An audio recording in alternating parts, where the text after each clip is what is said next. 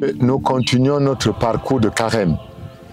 Nous voulons méditer sur Dieu qui nous parle au désert. Le désert, c'est un lieu aride, certes, mais au désert, nous avons l'expérience du peuple d'Israël qui vit des épreuves de toute nature. Mais nous avons également Jésus qui, après le baptême, ira passer 40 jours et 40 nuits au désert dans un combat avec le tentateur.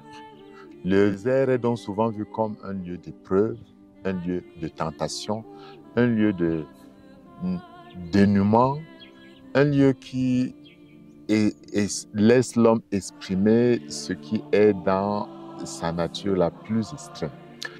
Mais le désert, comme le montre le prophète Osée, c'est également le lieu où Dieu nous parle.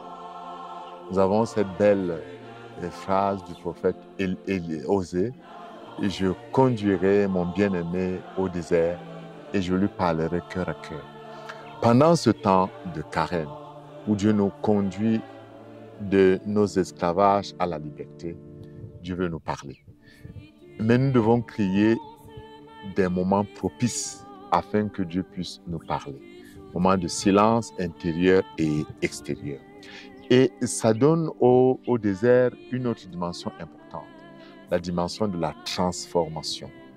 Dieu a fait en sorte que pendant 40 années, il puisse former un peuple. Le désert est donc le lieu où Dieu transforme notre être.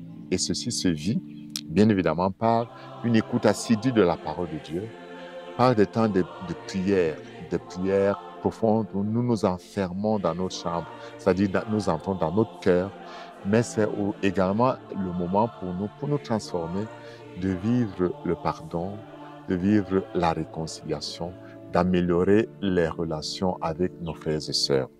Le pape François dit ceci: « Le désert est l'espace dans lequel notre liberté peut mûrir en une décision personnelle de ne pas retomber dans l'esclavage.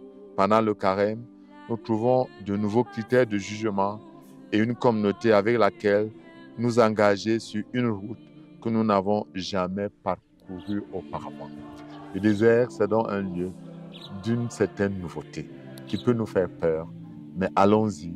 Jésus a été guidé par l'Esprit Saint au désert et les anges l'assistaient. L'Esprit Saint nous guide pendant notre marche, pendant le carême, et les anges du Seigneur nous assistent. Et que Dieu vous bénisse. Amen.